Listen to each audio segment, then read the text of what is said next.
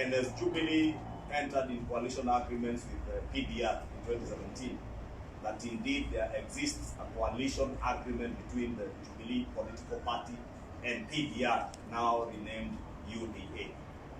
Two, Honorable Chair, the other accusation I want to speak on is what Honorable Isaac Mwaura is being accused of, that he has said the party is moribund, the party is dead. Indeed, it is my submission, Chair, that the Honorable Isaac Mwaura ought to be rewarded by this party for speaking truth to the party. Truth in the sense that this constitution, Honorable Chair, I think has listed almost 32 organs of the party.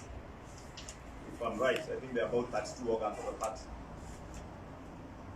It's on record, Chair, in my submission, that all those organs are moribund.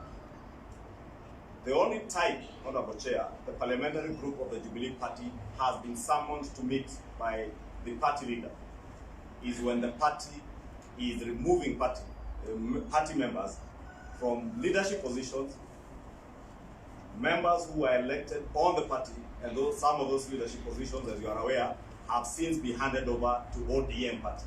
I am not aware whether ODM has a coalition agreement with the Jubilee Party. Two, Honorable Chair, all the other party organs, Honorable Chair, except this disciplinary committee that I have seen being very active, and I congratulate you on being active.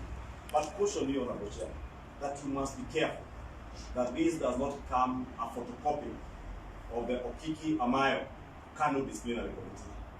We would shudder that Jubilee would follow the old KANU ways. That is how KANU destroyed itself.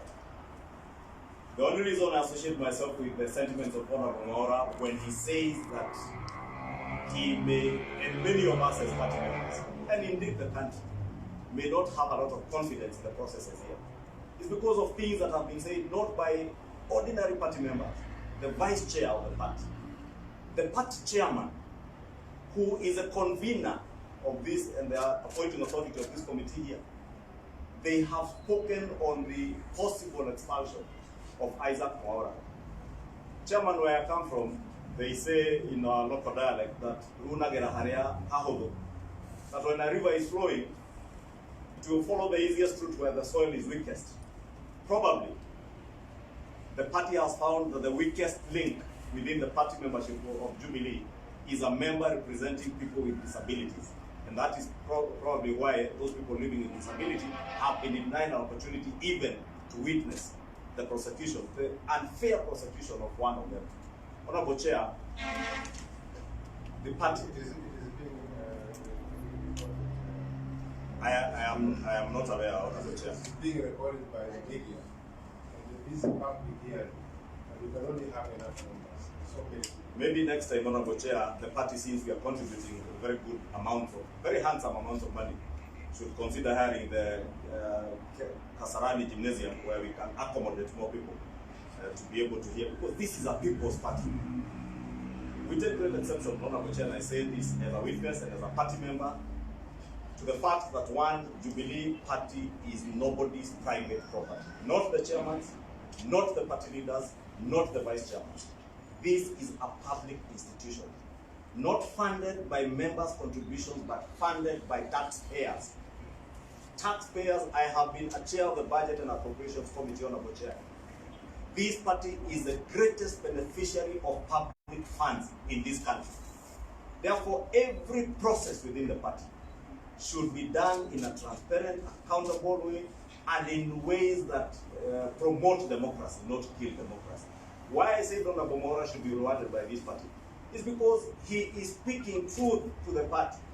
When he says your organs, Mr. Chairman, the party organs are moribund, they are not functional. We should be asking ourselves as a party, what should we do as a party to invigorate the party, to ensure that this party, as we stated when we were taking over government in 2013, we ruled for 100 years like KANU once dreamt, that indeed it comes true. We should not be punishing dissent in the party in a respectable manner like Honorable Isaac Mwaura has done, to point out that the party organs are not functioning as they ought to be functioning in line with the Constitution, Honorable Chair. And it is my submission, Chair, as a witness, that the party organs are indeed moribund, they are dead. The only active party organs are those that discipline people, chase people away from the party, and intimidate, coerce, and threaten people to take certain political inclinations, if I may say that, because it is not even party positions. Party positions, Honorable Chair, is my belief that should be articulated properly through party organs, communicated to party members, through well-organized party organ meetings, be it the parliamentary group meeting, be it your NEC meetings. I think is only NEC besides this disciplinary committee that meets following disciplinary committee meeting, or NEC meeting to ratify parliamentary group meetings, to chase away members from leadership positions and give those positions to members of the opposition party. Honorable Chair, my last issue is the issue that you had asked the Honorable Mwaura on whether, and I think he answered you that question, but I had intended to speak to it. As I said, I have seen other party members not don just UDA caps. Mwaura, as I said, I have known him before he became a member of parliament. He has always either been in black, I think even today and he has a yellow cap like this. Are we going to accuse him tomorrow of being another party member if he dons a black cap like this or a yellow one? He dresses in yellow and black. I attended his wedding. The color, the theme of the wedding was yellow and black, and a tinge of white. I do not wear anything yellow myself, but I do black. Will I be accused of having joined some other party because I have done that color? Two, Honorable Chair, the party leader, His Excellency President Uhuru Kenyatta, whom we hold with great esteem. At the time we were participating in the by-elections of Msambweni, the week before the by-elections, 15th of December, the week before, a few days before the by-election, had a photo session with the ODM candidate in Msambweni. Should we construe taking a photograph with an ODM candidate as a party leader's endorsement of that party candidate? When Chairman, as an active party member, I was very active in the Kibra by-election, where Jubilee as a political party sponsored. And indeed, I am aware the party even financed part of the candidate's campaign kitty. In that campaign, Honorable Chair, the Honorable Anne Waiguru, Governor Kirinyaga, the Honorable Maina Commander, not only donned ODM colors, they campaigned for the ODM candidate in Kibra. The party took no action, Honorable Chair. Chair, I know you may tell us nobody complained, but the party ought to have active organs. This disciplinary committee ought to be checking what we as members are doing. Tomorrow, Honorable Chair, if I do something, I'm sure you can instigate a complaint. The party can instigate a complaint, like the chairman has done. Therefore, when we question the process, Honorable Chair, we question the process because the party has been unfair. If the party is being unfair to its membership because of our declared support of His Excellency the President, Chair, let me state here that the party may need to probably hire the Kasarani Gymnasium, because you will have a lot more of these disciplinary cases, because if associating with the deputy party leader has now become a crime in this party, then be prepared to sit here every day. And as you say, it is not at the members' expense, it is at the expense of the Kenyan taxpayers. And I take great exception to that, Honorable Chair, bearing in fact that we are charged with the mandate of managing an economy that is dying today. It's not only Jubilee Party that is dying. If it is not dead, it is dying, it is in ICU. This country's economy is dying, if not dead.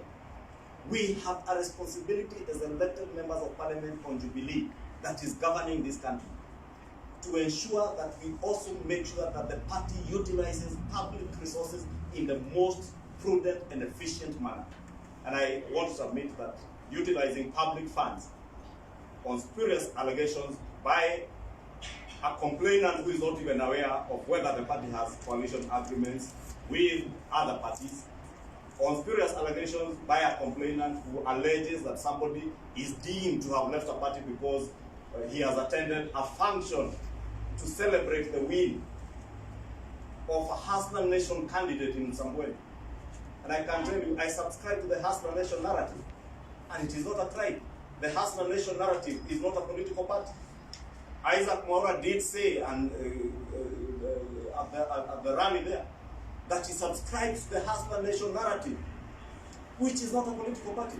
Therefore, a complainant that brings that spurious allegation here and spends a lot of taxpayers' money on a chair, not just your time and my time and the accused time and these advocates and everybody else, spends national government resources because you are here on account of taxpayers' money that have been appropriated by the National Assembly to this party.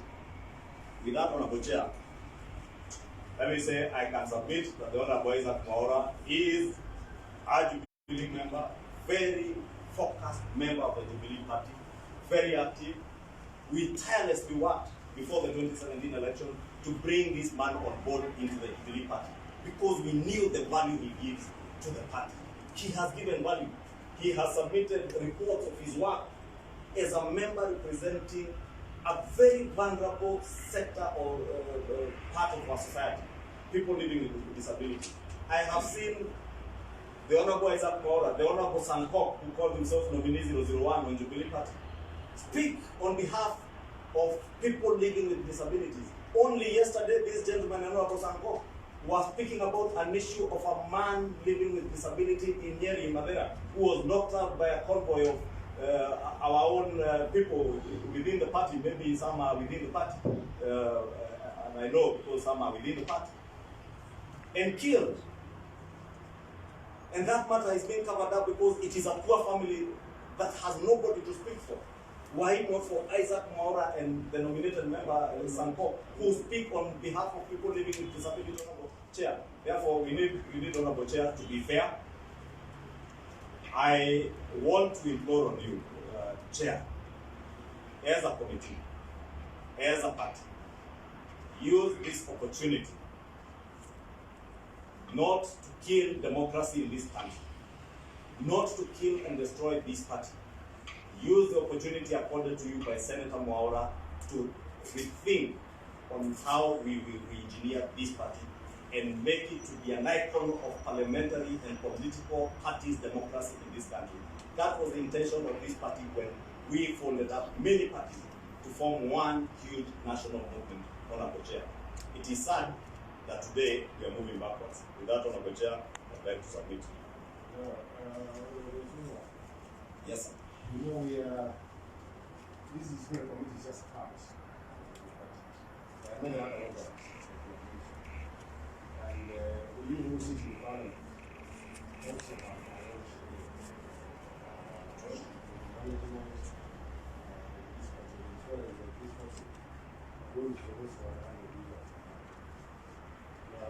we all know, I say that this party is there.